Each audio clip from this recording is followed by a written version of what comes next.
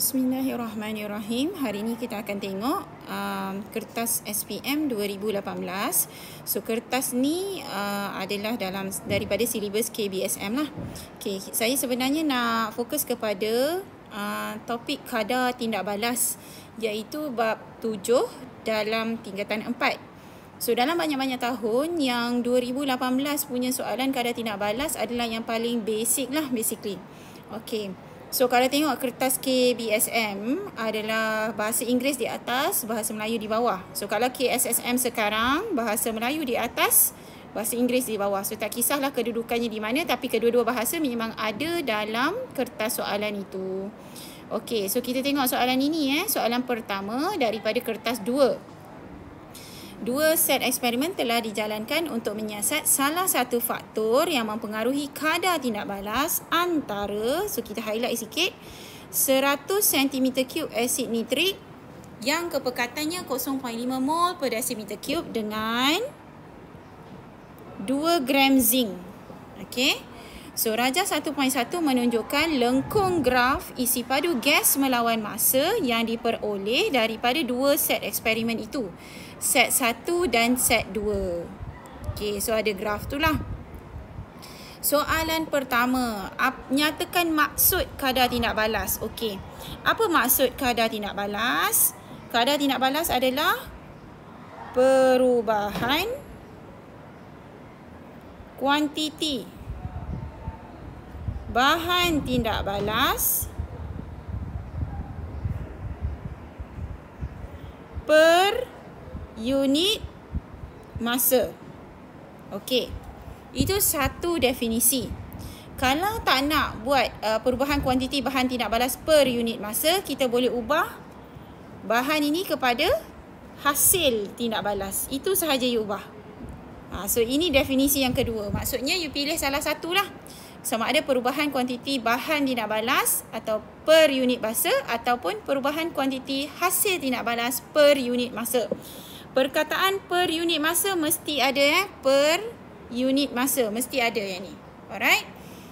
Okay, so ini ada dekat dalam buku teks sebenarnya, iaitu di muka surat yang ni, muka surat 221 buku teks tingkatan 4. Apa maksud kadar tindak balas? Perubahan kuantiti bahan tindak balas per unit masa ataupun perubahan kuantiti hasil tindak balas per unit masa. Disebabkan dia nak definisi, maka kita kena tulis dalam bentuk perkataan. Jika you tulis jawapan tadi, okey, jawapan yang ini dalam bentuk formula. Contoh formula macam mana? Macam yang inilah. Kalau yang ini formula kan? Ini bukan definisi, ini formula. So kita kena jawab mengikut kehendak soalan. Dia minta definisi, maka kita tulislah definisi. Okey. Saya padam yang ni. Okey. So itu daripada buku teks. So word for word daripada buku teks. Okey, next. Nyatakan nama gas yang terbebas dalam eksperimen ini. Okey, kita tengok tadi dia kata antara asid nitrik. So asid nitrik adalah HNO3 dengan zinc. Ini adalah tindak balas antara logam dan juga asid. Okey, asid dan logam apabila bertindak balas akan menghasilkan garam dan gas hidrogen. So kat sini zinc nitrat dan juga gas hidrogen. So kalau kita seimbangkan persamaan ini, kita hanya letak 2 lah depan ni. So jadi bila dia tanya, nyatakan nama gas. So dia nak nama gas itu, it will be gas hidrogen. Kita kena eja lah gas hidrogen. So kalau tak tulis perkataan gas pun tak apa, tapi perkataan hidrogen mesti di-eja sebab dia nak nama gas.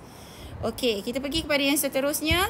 Nyatakan satu perubahan yang dapat diperhatikan dalam eksperimen ini yang boleh digunakan untuk menentukan kadar tindak balas.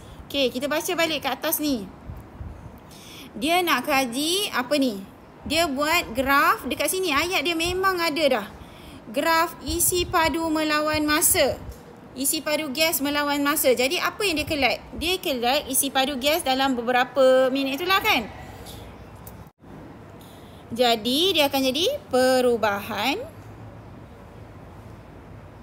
atau peningkatan. Kita expect ada meningkat lah daripada awal tindak balas tu. Tak ada lagi gas hidrogen sebab tak ada tindak balas. Bila dah ada tindak balas, akan meningkatlah jumlah isi padu gas hidrogen tu. So perubahan atau peningkatan isi padu gas. Gas apa? Gas hidrogen. Tak nak tulis pun tak apa, tapi it is isi padu gas yang kita sukat tu.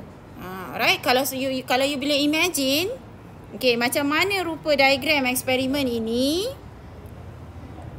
Dia rupa macam ni lah. Ni. Ini bezanya dekat dalam buku teks dia guna asid sulfurik. Kalau kita tadi guna asid nitrik dengan zinc. So apa yang dia collect adalah isi padu gas hidrogen yang terbebas. Apa yang akan berlaku adalah kan asalnya kita isi biuret dengan air. Air ini akan disesarkan. Air kat dalam biuret akan disesarkan. Kenapa? Sebab gas memenuhi ruang itu. So air akan makin susut isi padu dia, tapi dipenuhi oleh gas.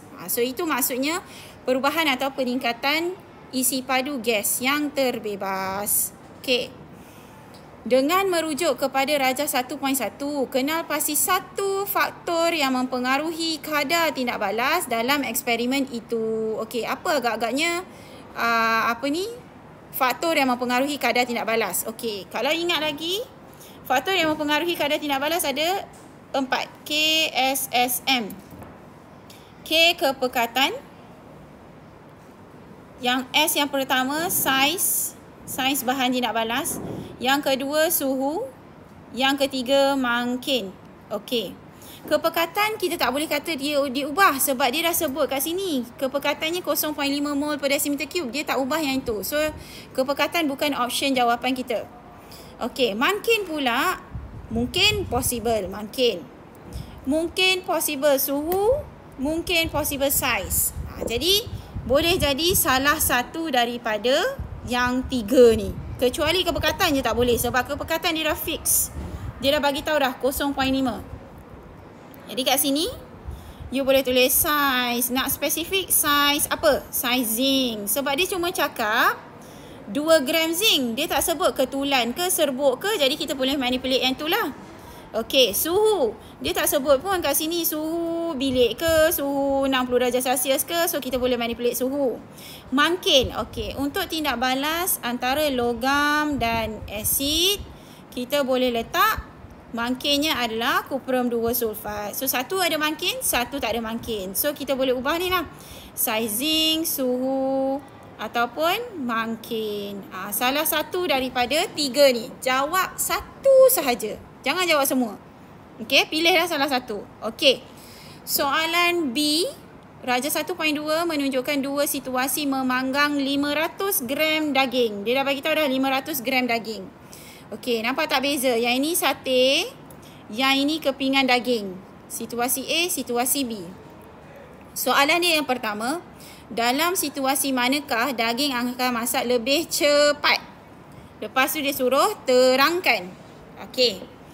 So, rasa-rasanya yang mana satu yang situasi yang akan lagi cepat untuk daging tu cepat masak? Yang situasi A lah kan? Kenapa situasi A? Situasi A. Okay, so kita kena terangkan. Sebab kita kata saiz sate adalah lebih kecil. Adalah lebih kecil berbanding saiz kepingan daging. Kalau tak nak sebut saiz, kita akan sebut jumlah luas permukaan. Okey. Jumlah luas permukaan sate adalah lebih ini berbeza Jumlah luas permukaan untuk benda yang lebih kecil adalah lebih besar. Faham ke maksud saya? Okey. Saiz sate ni lebih kecil tetapi jumlah luas mukanya adalah lebih besar berbanding kepingan daging. Adik apa kesan dia? Sebab dia nak 3 markah kan? Kesan dia adalah lebih banyak haba dapat diserap oleh sate berbanding kepingan daging. Sebab dia cepat masak ke lambat masak tu bergantung kepada berapa banyak haba dia serap. So kalau lebih banyak haba dapat diserap, lebih cepatlah dia masak. Okey, so sebab tu daging tu lebih cepat masak. Okey, itu soalan yang B. Yang C pula yang terakhir, kita kena kelaskan tindak balas kepada tindak balas cepat dengan tindak balas perlahan. Okey, yang ini memang ada dalam buku teks. Mari kita tengok sikit buku teks. Dekat awal buku teks tu dia dah bagi tahu dah, ni tindak balas cepat dengan tindak balas perlahan. Alright, ada dalam buku teks muka surat 220. So kat sini yang mana satu cepat? Yang cepat pembakaran lah, dengan penguraian ganda 2. Penguraian ganda 2 ni apa? Menghasilkan garam tak larut. Ingat tak lagi? Tengok balik chapter 6, chapter yang sebelum ini. Okay, so tindak balas cepat adalah pembakaran. Pembakaran pun memang cepat kan? Dan penguraian ganda 2. Okey, untuk yang lambatnya, fotosintesis dengan pengaratan. Fotosintesis mengambil masa beberapa jam, pengaratan mengambil masa bertahun-tahun. So dia tindak balas perlahan. Okey, itu sahaja daripada SPM 2018 kertas 2 berkaitan dengan kadar tindak balas. Okey, sekian, terima kasih.